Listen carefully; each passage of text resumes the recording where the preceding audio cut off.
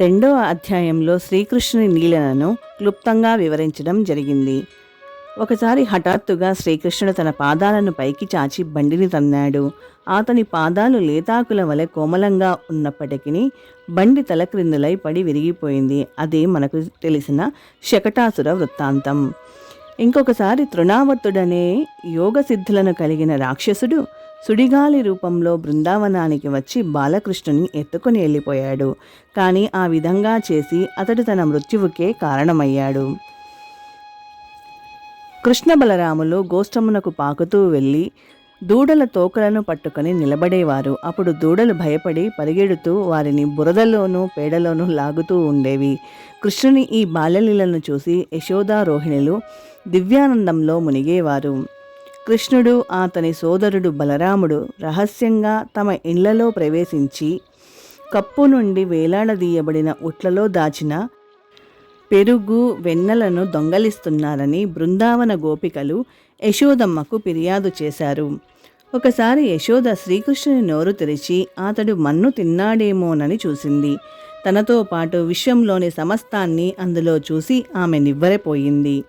మహాయోగులు కఠోరమైన తపస్సు పిమ్మటయు ఎవ్వరిని తమ హృదయంలో బంధింపజాలరో అటువంటి శ్రీకృష్ణుని పట్టుకోవడానికి యశోద ప్రయత్నించసాగింది. విశుద్ధ ప్రేమ కారణంగా ఆమె శ్రీకృష్ణుని తన పుత్రునిగా తలచినదై అతడు చేసిన కొంటె పనికి పట్టుకుని దండించాలని అతడి వెంటపడింది. వెన్నెను దొంగలించిన కృష్ణుని పట్టుకున్న తరువాత యశోదమ్మ తాళ్లతో బంధించాలని ప్రయత్నించింది. తన ఎడ ఆమెకు గల ప్రేమను ఎరిగియున్న దేవాది దేవుడు అప్పుడు రోటికి కట్టుబడ్డాడు. యశోదమ్మచే రోటికి కట్టివేయబడిన శ్రీకృష్ణుడు ఆ రోలును లాగుతూ 2 అర్జున వృక్షాలను పడద్రోశాడు. అప్పుడు చెట్లుగా నిలిచి ఉన్నట్టి నలకుబేర మణిగ్రీవులు శాప విముక్తులయ్యారు. ఒకసారి ఒక ఫల విక్రేతి నందమహారాజు ఇంటి ముందుకు వచ్చింది. కృష్ణుడు ఆమెకు తన చిన్న పిడికిలిలో ధాన్యాన్ని ఇచ్చాడు. ఆమె బదులుగా తన బుట్టలోని పండ్లనన్నీ అతనికి ఇచ్చింది. అప్పుడు ఆమె బుట్ట ఆశ్చర్యకరంగా మణులతో నిండిపోయింది. బలరామునితోనూ గోపబాలులతోనూ కూడి శ్రీకృష్ణుడు వేణువును ఊదుతూ బృందావనం గుండా గోవులను తీసుకెళ్లేవాడు. ఈ ప్రకారంగా అతడు దివ్య లీలానురక్తుడయ్యాడు. ఒకసారి శ్రీకృష్ణుడు గోపబాలురు యమునా జలము చెంత నీరు త్రాగుచుండగా బకాసురుడనే రాక్షసుడు ఆ దేవదేవునిపై దాడి చేశాడు. అది చూసి గోపబాలురు దాదాపు అచేతనులయ్యారు. అఘాసురుని నోటిలో ఆటగా ప్రవేశించిన గోపబాలురు తమను శ్రీకృష్ణుడు రక్షిస్తాడని నిశ్చింతగా ఉన్నవారై తాము మృంగబడతామని భీతి చెందలేదు. బృందావనంలో శ్రీకృష్ణుడు అతని మిత్రులు దివ్యానందంతో మధ్యాహ్న భోజనాలు చేశారు. శ్రీకృష్ణుడు తామర కర్ణిక వలె కనిపించగా మిత్రులు పద్మదళాలుగా గోచరించారు. తన మిత్రులను గోవత్సాలను బ్రహ్మదేవుడు అపహరించిన తర్వాత శ్రీకృష్ణుడు అవే బాలుర గోవత్సాల రూపాలను పొందాడు. తరువాత ఆ రూపాలన్నీ విష్ణు రూపాలుగా మారి అవన్నీ నిజంగా శ్రీకృష్ణుని విస్తారములేనని తెలియజేశాయి. జై శ్రీకృష్ణ. బ్రహ్మదేవుడు శ్రీకృష్ణుని ప్రార్థిస్తూ, ఈ విశ్వానికి ఈశ్వరుడనైన నేనే భగవంతుని బాల్యరూపాన్ని తెలుసుకోలేకపోతే ఇతరుల గురించి వేరే చెప్పేదేమున్నది అని అన్నాడు. బలరామకృష్ణులు గోపబాలురు తాటిపండ్లు ఏరుకోవడానికి తాళవనంలో ప్రవేశించినప్పుడు ధేనుకాసురుడు వారిపై దాడి చేశాడు. బలరాముడు ధేనుకుని గిరగిరా తిప్పి చెట్టుపైకి విసిరివేసి వధించాడు. జై శ్రీకృష్ణ. యమునా నదీ జలాలను విషపూరితం చేసినట్టి కాళీయనాగు పడగలపై శ్రీకృష్ణుడు నృత్యం చేశాడు. శ్రీకృష్ణుడు ఓడింపజాలక ఆ సర్పము అతడు దేవాది దేవుడని తెలుసుకుని వెంటనే శరణుజొచ్చింది. జై శ్రీకృష్ణ.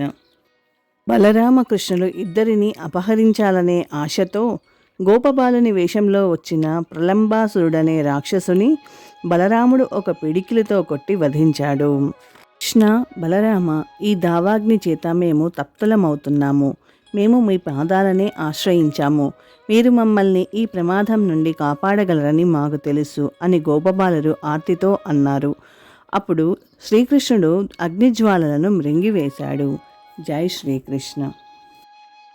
శ్రీకృష్ణుని చేతన యజ్ఞము ఆపివేయబడిన కారణంగా ఇంద్రుడు బృందావనంపై కుంభవృష్టిని కురిపించారు. అప్పుడు దేవాది దేవుడు ఒక్క చేతితో గోవర్ధన పర్వతాన్ని ఎత్తి వ్రజవాసులను కాపాడాడు. జై శ్రీకృష్ణ. శ్రీకృష్ణుడు తమ మిత్రుడని భావించి గోపబాలురు అతనితో ఆడుకునేవారు. కొందరు వేణువులను ఊదగా మరికొందరు కోతులను అనుకరించేవారు. పలు జన్మల పుణ్యరాశులు ప్రోగుపడగా ఈ గోపబాలురందరూ ఆ విధంగా దేవదేవితో సాంగత్యం చేయగలిగారు. జై శ్రీకృష్ణ. కంసుని ఆజ్ఞ మేరకు కేశిదానవుడు గుర్రం రూపంలో బృందావనంలో ప్రవేశించి వ్రజవాసులను భీతులను చేశాడు. కేశిదానవుడు ఎదుర్కొనగా శ్రీకృష్ణుడు వానితో పోరాడి వధించాడు. జై శ్రీకృష్ణ. రాస నృత్యంలో శ్రీకృష్ణుడు పలు రూపాలను ధరించాడు. విశుద్ధ భక్తితో సేవించినట్టి గోపికలతో కలిసి తమ ప్రియతముడైన శ్రీకృష్ణుడు అక్రూరిని రథంపై బృందావనం విడిచి వెళ్ళడానికి సిద్ధపడగా అతడు వెళ్లకుండా ఆగిపోయేటట్లు ఏదైనా ప్రకృతి ఉత్పాతాన్ని కలుగజేయమని గోపికలు దేవతలను ప్రార్థించారు. జై శ్రీకృష్ణ. బలరామకృష్ణులు మథురా నగరానికి చేరుకున్నారు. శ్రీకృష్ణుడు చాణూరుని మహాబాహువులను పట్టుకుని గిరా త్రిప్పి బలంగా వానిని నేలపై పడవేశాడు. వస్త్రాలు హారములు చెల్లాచెదురు కాగా ఆ మల్లుడు ఇంద్రధ్వజం వలె కూలి మరణించాడు. జై శ్రీకృష్ణ. శ్రీకృష్ణుడు కంసుని ఆసనం నుండి లాగి నేలపై పడవేశాడు. తరువాత వాని వక్షస్థలంపై కూర్చొని పిడికిలితో పదే పదే గ్రుద్దగా ఆ దానవుడు చివరకు విగతజీవుడయ్యాడు. జై శ్రీకృష్ణ. సాందీపముని కృష్ణ బలరాములకు విద్య బోధ చేశాడు. ఆ సోదరులు ఏ విషయాన్నైనా ఒక్కసారి వివరించగానే నేర్చుకున్నారు. ఆ విధంగా స్థిరమైన ఏకాగ్రతతో వారు 64 కళలను 64 రోజుల్లో నేర్చుకున్నారు. జై శ్రీకృష్ణ. మా గురుపుత్రుడిని నీవు పూర్వం ఒకసారి ముంచివేశావు, అతనిని వెంటనే తెచ్చి ఇమ్మని ఆదేశిస్తున్నానని శ్రీకృష్ణుడు సముద్రుడిని ఆదేశించాడు. గోపికలకు కృష్ణ సందేశాన్ని తీసుకుని ఉద్ధవుడు బృందావనానికి వచ్చాడు.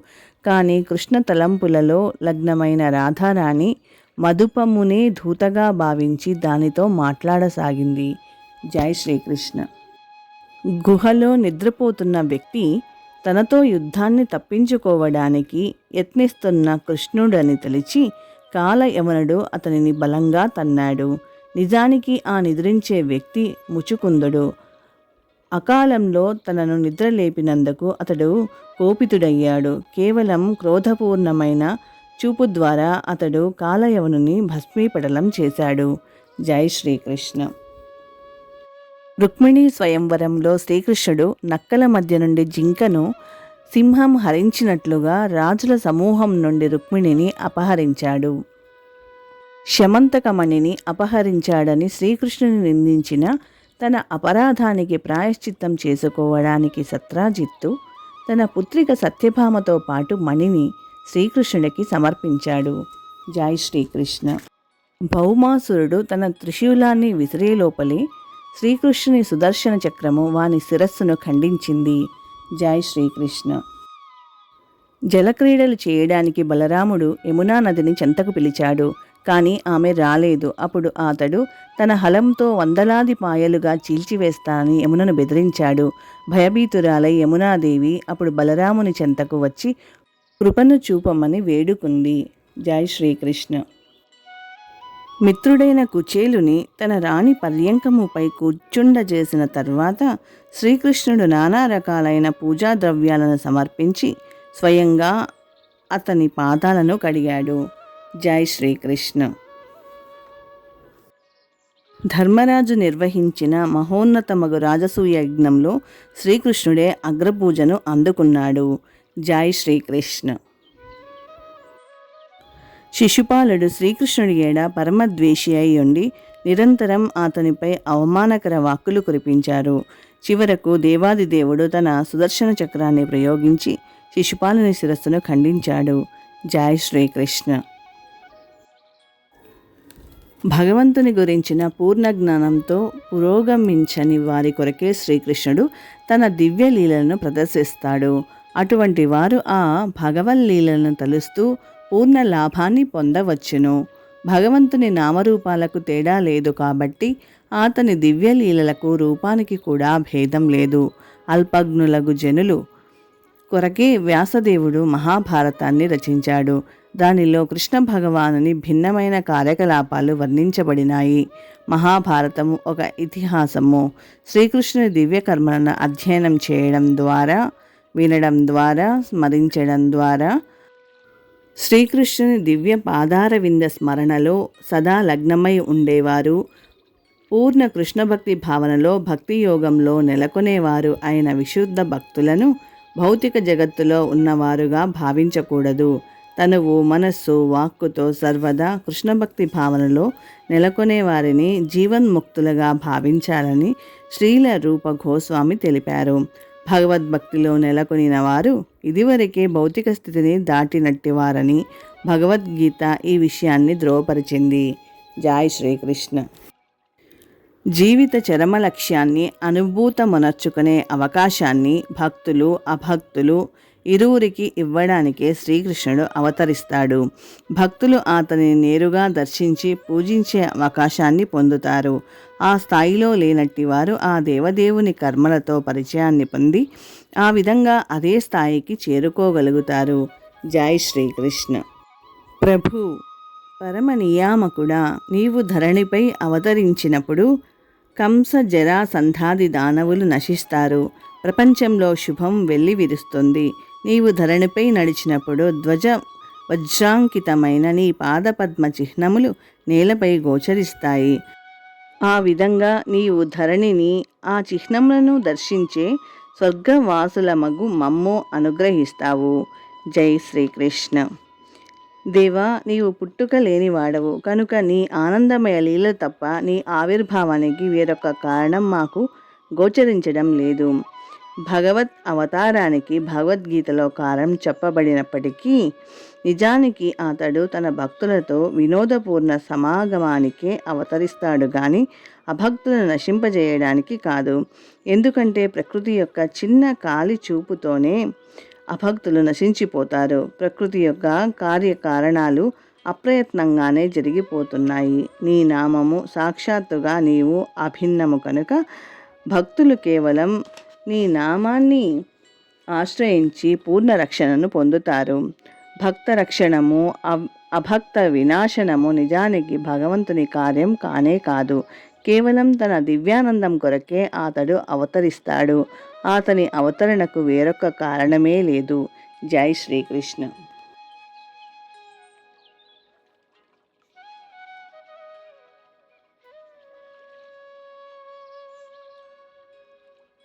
అవతరిస్తున్నావు. నీ పాదపద్మాలకు మా వందనములు.